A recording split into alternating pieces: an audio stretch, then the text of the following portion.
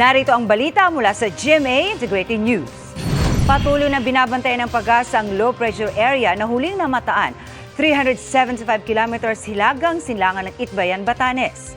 Sabi ng PAGASA, mababa pa ang tsansa nito maging bagyo at wala pa ring epekto sa bansa.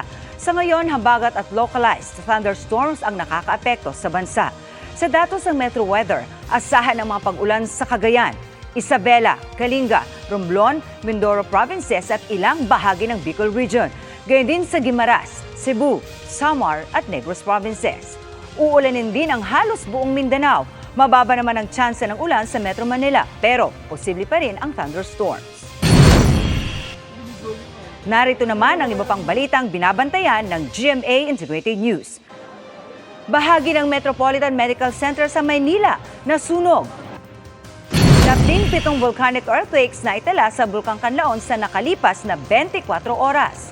Nagbuga rin ang mahigit 5,000 tonelada ng sulfur dioxide.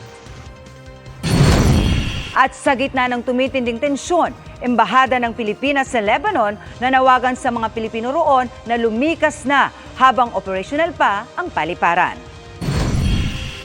Para sa mas malaking misyon at mas malawak na paglilingkod sa bayan, ako po si Marisol Abduraman ng GMA Integrated News, ang News Authority ng Pilipino.